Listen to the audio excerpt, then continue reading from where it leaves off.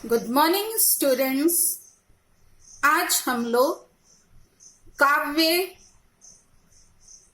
की शुरुआत करेंगे जिसमें फर्स्ट चैप्टर है संत कबीर दास।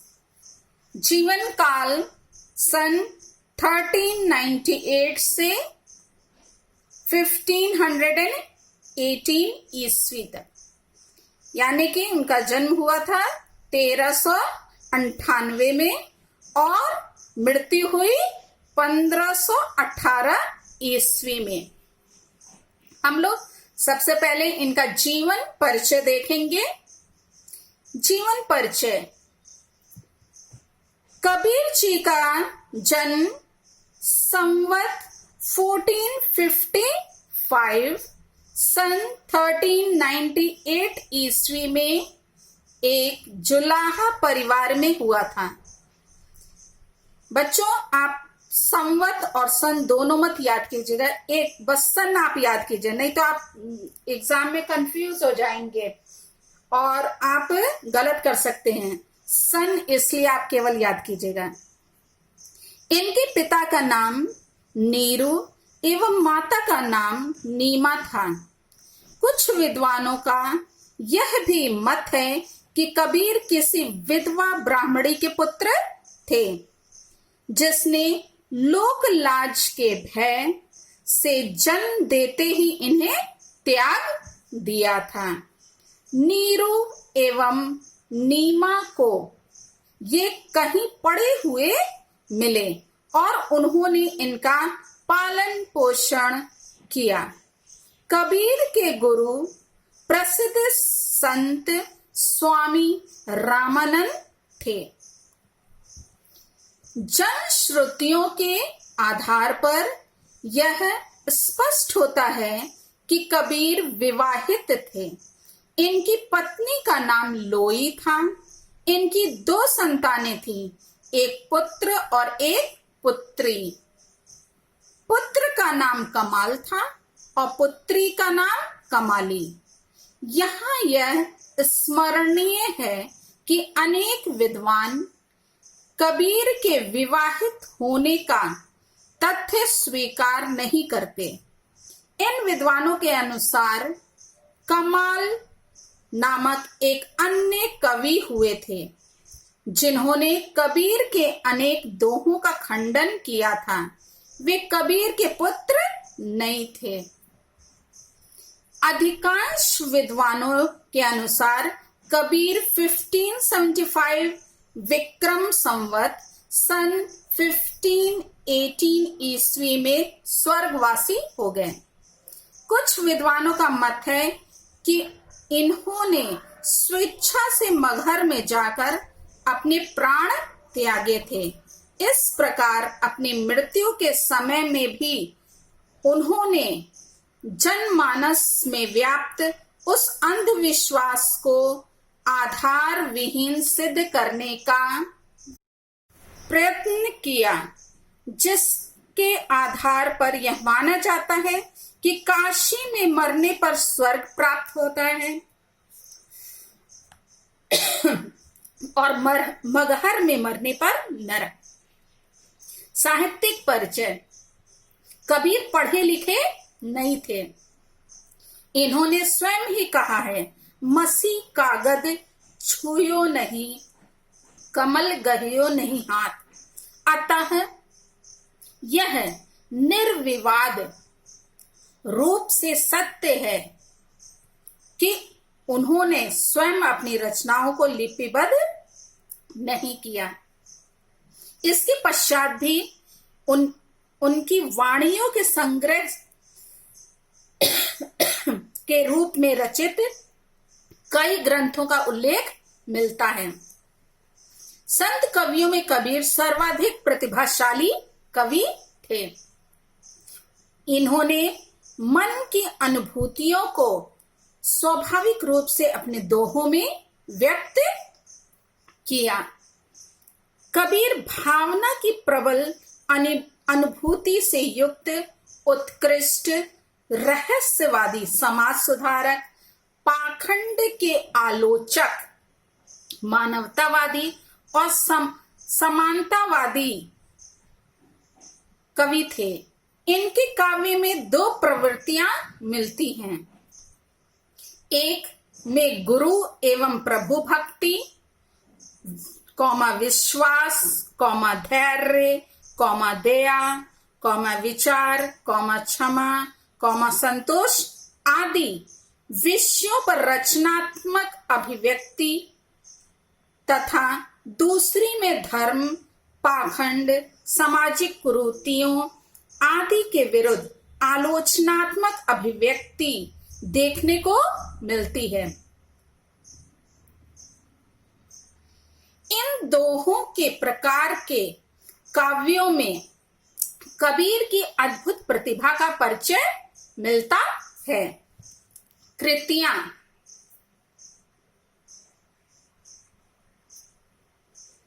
कबीर की वाणियों का संग्रह बीजक के नाम से प्रसिद्ध है, जिनके 3 भाग हैं, साखी, सबद और रमैनी।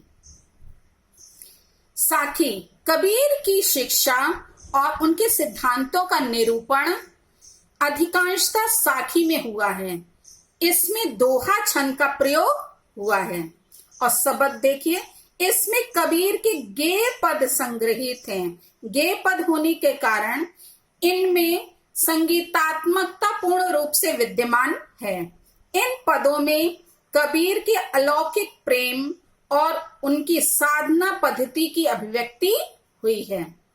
रमैनी, इसमें कबीर के रहस्यवादी और दार्शनिक विचार व्यक्त हुए हैं। इनकी रचना चौपाई छंद में हुई है। बच्चों, अक्सर जो है एग्जाम में पूछा जाता है कि इनकी जो रचनाएं हैं वो किस नाम से प्रसिद्ध है, तो वो बीजक नाम से प्रसिद्ध है। वो उसके 3 भाग है और उसमें क्या क्या है ये आपको जानना जरूरी है। आगे देखेंगे काव्यगत विशेषताएं इनकी क्या क्या हैं।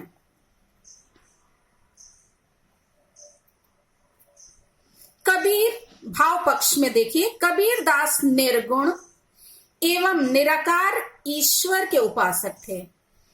इनका ईश्वर निराकार ब्रह्म है। ज्ञान मार्गी शाखा के कवि होने के कारण इन्होंने ज्ञान का उपदेश देकर जन सामान्य को जागृत किया। कबीर ने ज्ञान और नाम स्मरण को प्रमुखता देते हुए प्रभु भक्ति का संदेश दिया। तो ये किस मार्ग के हैं? ज्ञान मार्गी शाखा के कवि हैं। निर्गुण एवं निराकार ब्रह्म के ये उपासक है। इस बात को भी आप स्मरण रखिएगा।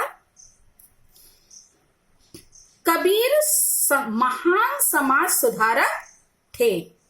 इनके समकालीन समाज में अनेक अंधविश्वासों, आडंबरों, कुरीतियों एवं विभिन्न धर्मों का बोलबाला था।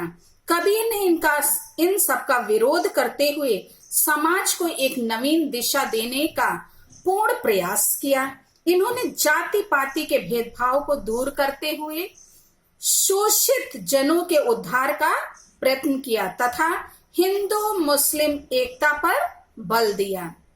जाति पाति पूछे नहीं कोई, हरि को भजे सो हरि का होई। इन्होंने अपने दोहे के माध्यम से भी इस बात को स्पष्ट किया है। आगे देखिए, कबीर का काव्य ज्ञान और भक्ति से ओतप्रोत है, इसलिए इनके काव्य में शांत रस की प्रधानता है। इसको आप स्मरण रखिएगा, क्योंकि इनकी जब रचनाएं दी रहती है और पूछता है कि कौन सा रस है, तो आपको मालूम होना चाहिए कि इन्होंने शांत रस का प्रयोग किया है। आत्मा और परमात्मा के विरह अथवा मिलन के चित्रण में श्रृंगार के दोनों पक्ष, संयोग तथा वियोग उपलब्ध हैं, किंतु कबीर द्वारा प्रयुक्त श्रृंगार रस शांत रस का सहयोगी बनकर ही उपस्थित हुआ है। कबीर काव्य की सबसे बड़ी विशेषता समन्वय की साधना में है। कबीर ने हिंदू मुस्लिम समन्वय पर बल दिया। इन दोनों वर्गों के आडंबरों का विरोध करते हुए इन्होंने दोनों को मिलकर रहने का उपदेश दिया। कबीर ने गुरु को सर्वोपरि माना। इनके अनुसार सदगुरु के महान उपदेश ही भक्त को परमात्मा के द्वार तक पहुंचा सकते हैं। इसलिए इन्होंने गुरु को परमात्मा से बढ़कर माना है। यथा मतलब जैसे बलिहारी गुरु आपणे दौहाड़ी के बार, जिनी मानुष तय देवता करत न लागी बार। अब देखेंगे इसका कला पक्ष। भाषा,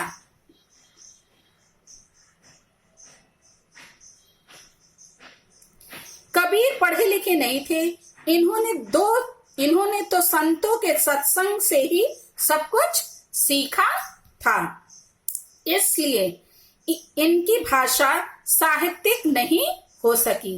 इन्होंने व्यवहार में प्रयुक्त होने वाली सीधी सादी भाषा में ही अपने उपदेश दिए। इनकी भाषा में अनेक भाषाओं यथा अरबी, फारसी, भोजपुरी, पंजाबी, बुंदेलखंडी, ब्रज भाषा, खड़ी बोली आदि के शब्द मिलते हैं।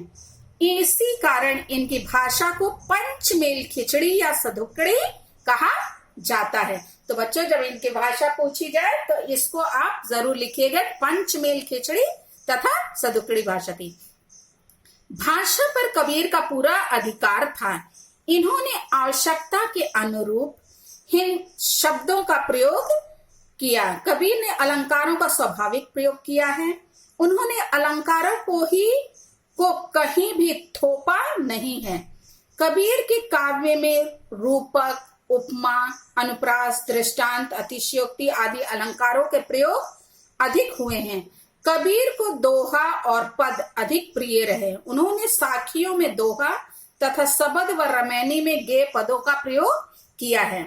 अब इनकी शैली देखी जाए। भाषा की भांति कबीर की शैली भी अनिश्चित एवं विविध रूपात्मक है।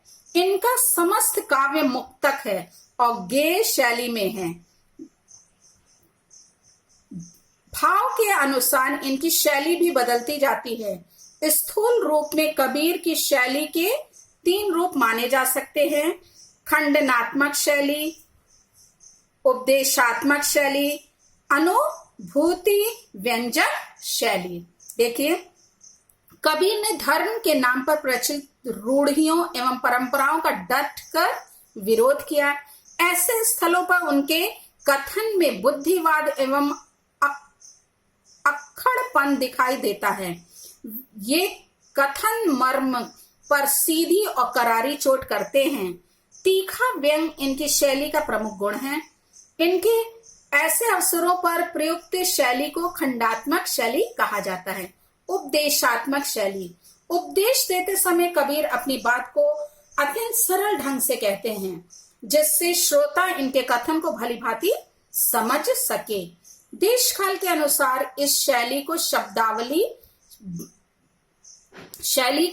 शब्दावली बदलती रहती है, परंतु शब्दावली सदैव परिचित ही रहती है। हिंदुओं को उपदेश देते समय वे शुद्ध हिंदी का तथा हिंदुओं में प्रचलित प्रतीकों का प्रयोग करते हैं। मुसलमानों को उपदेश देते समय वे फारसी, अरबी शब्दों का तथा इस्लामी प्रतीकों का प्रयोग करते हुए दिखाई देते हैं। अब है अनुभूति व्यंजक शैली। यह शैली कबीर के साहित्यिक स्वरूप का प्रतिनिधित्व करती है। पदों में गीति काव्य के समस्त लक्षण, मार्मिकता, अनुभूति की गहराई, संक्षिप्तता, संगीतात्मकता आदि दिखाई देते हैं। पदों की भाषा अपेक्षाकृत प्रकट और सुघट है। उनमें माधुर्य गुण भरा है। इस शैली में संत की कोमलता, व्यंजना की प्रौढ़ता, साधक की कातरता और स्वानुभूति का सफल अंकन तथा अलंकारों एवं प्रतीकों का मार्मिक प्रयोग है, जो इनके काव्य को अलौकिक बना देता है। अब हिंदी साहित्य में स्थान। वास्तव में कबीर महान विचारक, श्रेष्ठ समाज सुधारक, परम योगी और ब्रह्म के साधक, सच्चे साधक थे। इनकी स्पष्टवादिता, कठोरता, अखड़ता यद्यपि कभी कभी नीरसता की सीमा तक पहुंच जाती थी, परंतु इनके उपदेश आज भी सद्मार्ग की ओर प्रेरित करने वाले हैं। इनके द्वारा प्रवाहित की गई ज्ञान गंगा आज भी सबको पावन करने वाली है। कबीर में एक सफल कवि के सभी लक्षण विद्यमान थे। ये हिंदी साहित्य की श्रेष्ठतम विभूति थे। इन्हें भक्ति काल की ज्ञानाश्री व संत काव्यधारा के प्रतिनिधि कवि के रूप में प्रतिष्ठा प्राप्त है। बच्चों, आप लोगों को कबीरदास जी का साहित्यिक परिचय लिखने के लिए आएगा। इसके लिए आप सबसे पहले जीवन परिचय शॉर्ट में आप इनके बारे में बताएंगे। आपने शुरू में सुना है कि इनका जन्म कहाँ हुआ, कब हुआ, इनका पालन पोषण किसने किया, ऐसे शॉर्ट में आप सबसे पहले लिखेंगे। बच्चों, केवल 80 शब्द में लिखना रहता है, इसलिए आप जो है क्या करेंगे, पहले शॉर्ट में आप जीवन परिचय थोड़ा सा देंगे, फिर उसके बाद इनका साहित्यिक परिचय, मतलब साहित्य में इन्होंने जो जो योगदान दिया, फिर किस भाषा का प्रयोग किया, किन शैलियों का प्रयोग किया, इस सब का वर्णन करेंगे। इनकी रचनाएं क्या क्या थी, इसको आप बताएंगे। तो कम से कम आप 1.5-2 पेज का आप इनका साहित्यिक परिचय तैयार कर लीजिए, अपनी फेयर कॉपी में लिख लीजिएगा, ताकि वो छांट करके जो इम्पोर्टेंट बात है इनके बारे में वो सब आप एक जगह लिख लीजिए, ताकि आपको याद करने में आसानी हो। Thank you.